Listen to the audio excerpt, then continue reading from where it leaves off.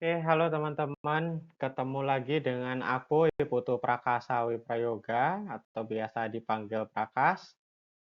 Sekarang aku bakal coba untuk bahas soal OSNK 2021 nomor 4. Nah, ini ya soalnya. Berikut merupakan grafik laju katalisis. Ya, laju katalisis itu berarti terkait dengan kerja enzim ya, teman-teman ya. Katalisis itu artinya pemercepatan reaksi dan itu jelas dilakukan oleh enzim. Oke. Nah, makanya di sini ada 4 enzim yang ditampilkan ya. Ada enzim A sampai D. Pada pH, pH kan berarti derajat keasaman ya, kaitan dengan keasaman. Dan suhu yang bervariasi. Ingat ya, enzim itu bisa mempercepat suatu reaksi.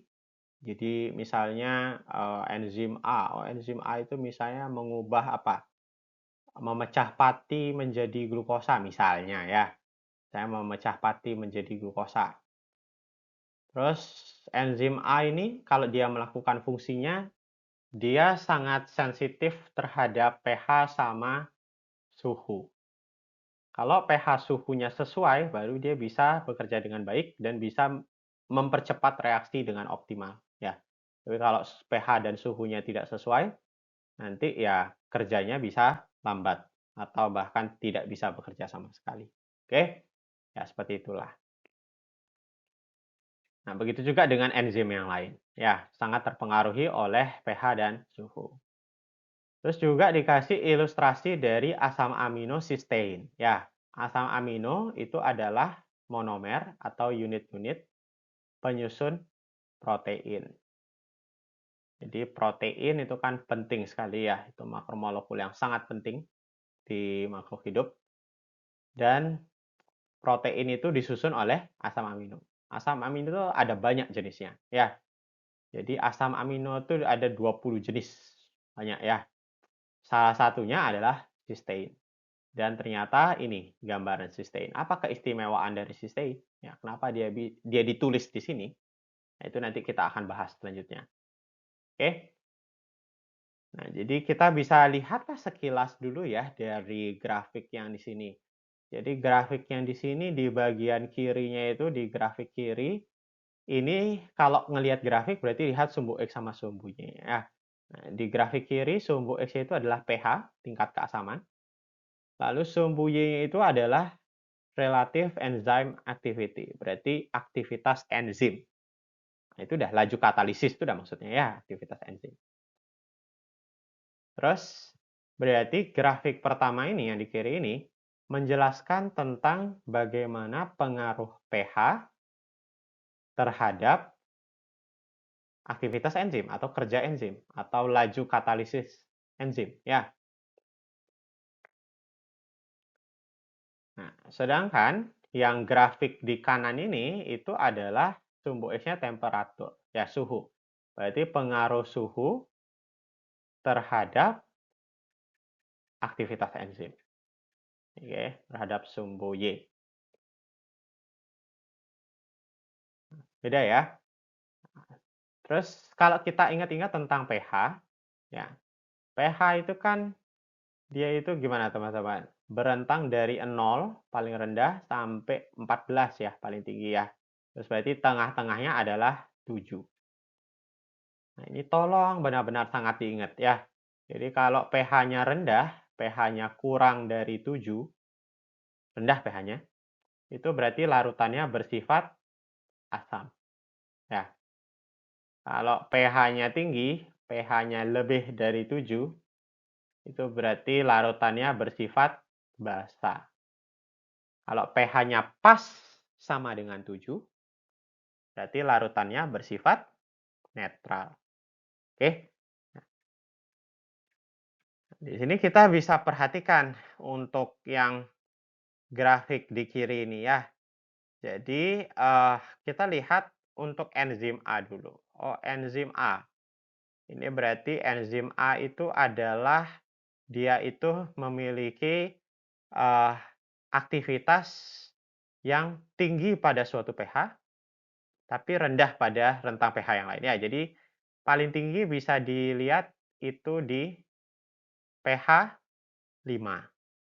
Oke, mengakibatkan aktivitas enzim yang paling tinggi. Oleh karena itu, kesimpulan yang bisa didapat adalah, oh berarti enzim A itu memiliki pH optimum sekitar 5. Ya, apa itu pH optimum? pH optimum adalah kondisi pH yang menyebabkan enzim itu memiliki aktivitas tertinggi. Ya, itu pH optimum. Ini kelihatan berarti pH optimumnya ya sekitar 5. Oke, karena pH 5 yang membuat aktivitas enzimnya paling tinggi dalam grafik yang A ini. Ya, enzim A ini. Gitu. Terus pH 5 ini jatuh ke apa ini? Asam ya, karena dia kurang dari 7. Ketika enzim itu ditempatkan di pH selain pH optimumnya, misalnya ditempatkan di pH 3 gitu ya, atau ditempatkan di pH 7, nanti enzim A jelas aktivitasnya bakal menurun atau bahkan nol aktivitasnya, ya, gitu. Makanya di sini enzim itu diketahui banget perlu pH yang spesifik ya, perlu pH yang sangat sesuai untuk dia bisa bekerja dengan baik. Begitu juga dengan data-data yang lain, teman-teman. Ya, ini enzim A. Terus nanti bisa dilihat enzim B. Ya, ini kan masih dalam bahasan pH nih. Terus nanti enzim C, ini dalam bahasan suhu. Nanti juga kita mengenal istilah suhu optimum. Suhu yang membuat suatu enzim itu memiliki aktivitas kerja yang paling tinggi. Oke, jadi itu. Lihat juga enzim D. Ya, terus nanti ini ada cysteine. Ya, kenapa ini ditampilin cysteine di sini? Ya, nanti juga kita bisa bahas. Oke. Terus di sini ya ketika kalian udah dapet lah sekilas grafiknya itu mengandung informasi seperti apa.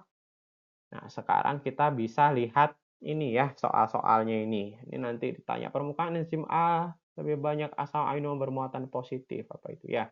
Terus enzim C ya ini macam-macam lah. Oke. Jadi sekarang kita coba dulu bahas satu-satu ya untuk setiap pernyataannya. Jadi dari pernyataan yang A dulu. Permukaan enzim A memiliki lebih banyak asam amino bermuatan positif dibandingkan dengan permukaan enzim B. Nah, permukaan enzim A ya ini ya.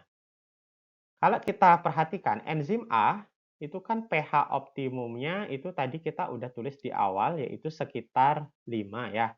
Dia cocoknya kerja di lingkungan yang asam. Kalau yang B, ini pH optimumnya berapa? Ya, sama cara nyarinya. Oh, ini lihat aktivitas tertingginya itu, yang B itu ternyata terjadi di pH 8. Ya, jadi di sini pH optimumnya dari enzim B itu adalah sekitar 8. Oke. Nah, apa yang bisa kita simpulkan di sini? Oh, berarti ya tadi enzim A itu cocoknya di lingkungan yang asam, terus enzim B itu cocoknya di lingkungan yang basa. Oke. Nah, pH 8 kan berarti ya basah ya itu ya, lebih dari 7. Nah, ini implikasinya apa sekarang? Nah, ini berarti ingat ya, enzim itu sebenarnya mayoritas adalah protein. Ya. Jadi mayoritas enzim itu terbuat dari protein. Ya, mayoritas enzim merupakan protein. Di mana kalau diingat-ingat tadi protein itu disusun oleh asam amino. Ya. Jadi sekarang kita anggap saja berarti ya enzim A sama enzim B itu memang merupakan sebuah protein dan berarti dia terdiri dari asam amino. Terus di sini kalau disinggung asam amino bermuatan positif, ya. Jadi asam amino itu kan tadi aku di awal udah bilang ada 20 jenis ya. Salah satunya cysteine. Terus ada juga yang lain, ada glisin, ada treonin, oh banyak lah pokoknya ya. Itu nanti kalian bisa baca itu lebih lanjut di Campbell. Oke. Tapi ada juga di sini dia nyebut asam amino bermuatan positif. Ini adalah suatu golongan asam amino yang bermuatan positif. Ya, dia ada suatu bagian namanya rantai samping ya. Rantai sampingnya itu bermuatan positif. plus. Oke. Nah, emang kenapa kalau dia asam amino yang bermuatan positif? Jika ada asam amino yang bermuatan positif, nanti dia itu masuk ke golongan asam amino yang sifatnya basa. Ya, jadi asam amino bermuatan positif itu sebenarnya sama dengan asam amino yang basa sifatnya, gitu. Oke. Kalau asam amino yang muatannya negatif gimana kalau negatif? Ya, kalau negatif ya berarti kebalikannya, asam, ya. Asam amino yang sifatnya asam. Positif asam amino yang sifatnya basa, negatif asam amino sifatnya asam. Ya, kita fokus ke positif ini dulu. Oke. Nah, di sini kayaknya akan ada benang merahnya, ya. Jadi enzim A itu cocoknya di lingkungan yang asam. Ya, lingkungan yang asam itu nanti lingkungan yang kaya H+, ya seperti itulah ya. Di mana protein yang cocok di lingkungan yang asam itu adalah berarti protein yang banyak sekali asam amino yang sifatnya asam, ya, atau yang muatannya negatif. Berarti enzim A ini banyak asam amino penyusun, ya, asam amino penyusun enzim tersebut yang asam juga, ya. Asam amino yang sifatnya asam cocok di lingkungan yang asam, oke? Yang asam juga atau yang bermuatan negatif. Ini kan ya. Oke, kebalikan sama yang B.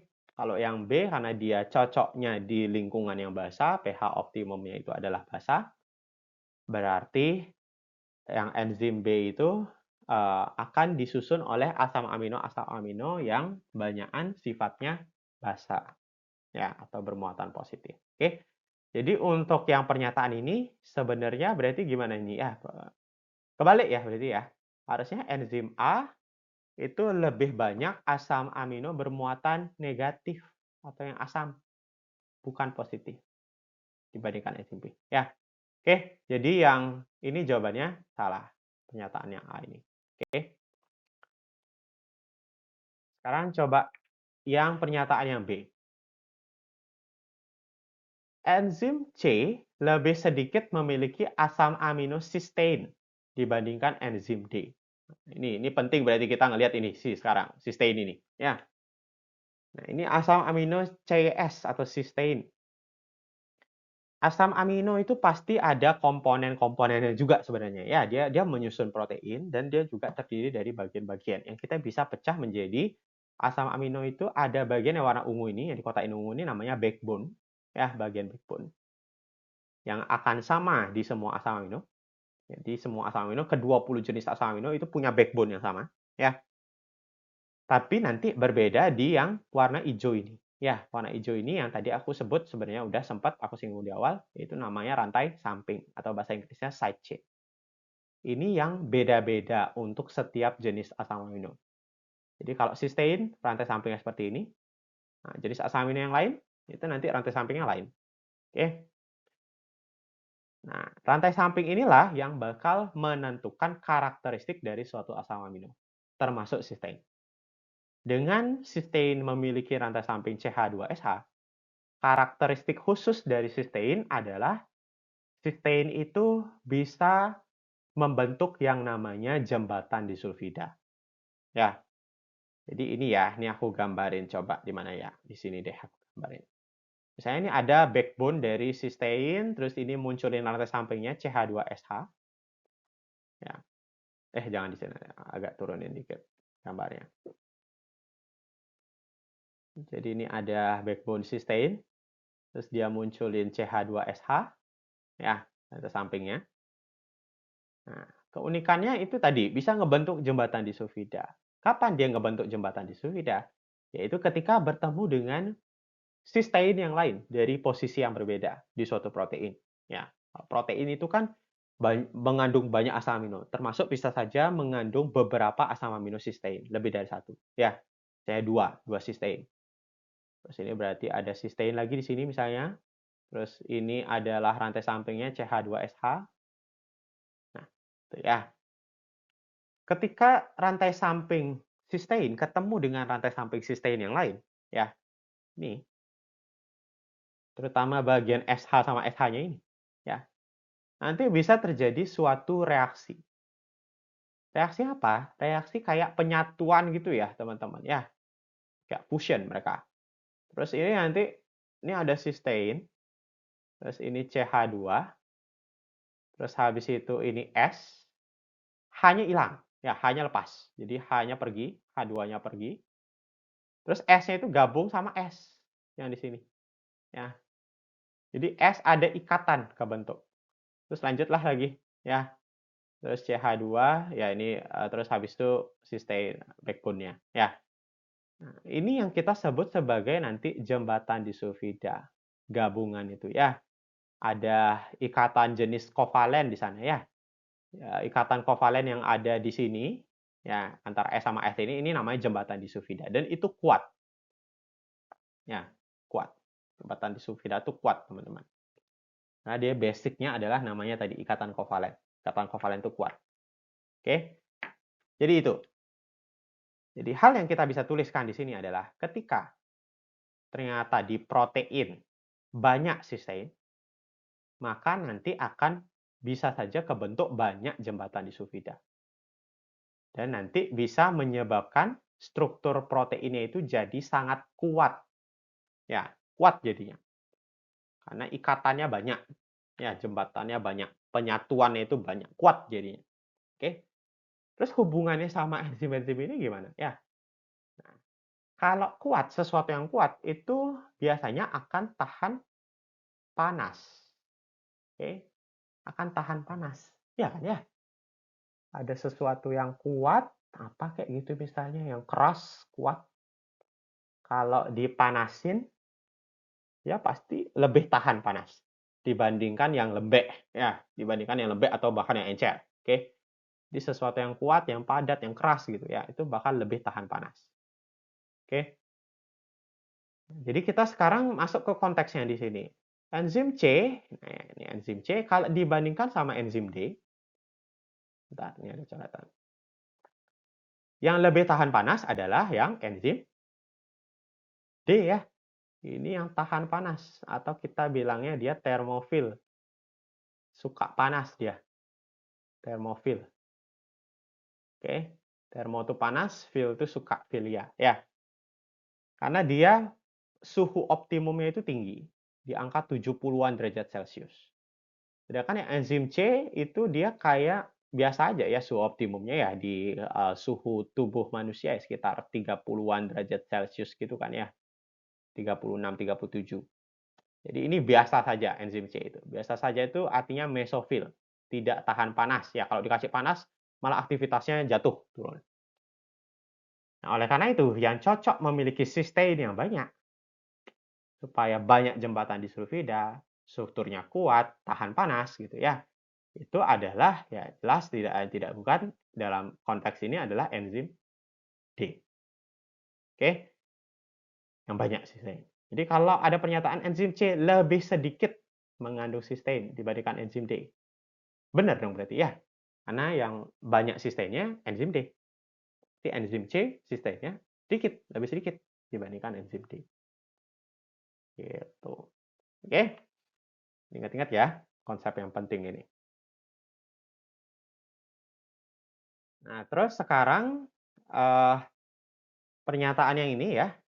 Enzim D yang ditempatkan pada suhu 35 derajat Celcius mengalami denaturasi sehingga laju katalisisnya rendah. Apa itu denaturasi? Denaturasi adalah proses terurainya ya, terurainya suatu makromolekul akibat panas, diberikan panas, akibat suhu tinggi. Ya, karena kalau misalnya dia itu sebenarnya nggak kuat panas, tapi molekulnya itu dikasih suhu panas, nanti dia pasti akan terurai karena dia nggak kuat ya, dia bakal terurai, tercerai-berai. Nah, itulah yang namanya denaturasi. Oke.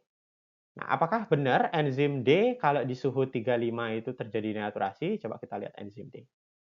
Enzim D itu suhu optimumnya itu adalah tinggi ya, di suhu 70-an. 70-an derajat Celcius. Nah, kalau dia dikasih suhu 35, jika suhu yang diberikan itu adalah kurang dari suhu optimumnya, itu dia bukannya terdenaturasi, dia malah menggigil. Oke, ya kan? Ya suhu optimumnya, suhu yang dia nyaman itu 70-an, tapi dikasih ternyata suhu yang lebih rendah daripada itu, seperti 35 ini. Ya, dia bakal kedinginan, ya, membeku. Oke, ini membeku dia. Oke, jadi bukan terdenaturasi. Jadi jelas salah, ya, kan. Meskipun laju katalisisnya rendah di suhu 30-an, ya, karena memang suhu 30-an itu bukan suhu optimumnya dia, tapi ya itu bukan karena denaturasi. Oke, itu ya karena strukturnya lebih kaku akibat terjadinya seperti pembekuan itu ya, strukturnya kaku, bukan terurai tapi malah sangat kaku. Nah, kapan si enzim D ini akan terdenaturasi? Nah, enzim D ini terdenaturasi ketika suhu yang diberikan lebih besar daripada suhu optimum.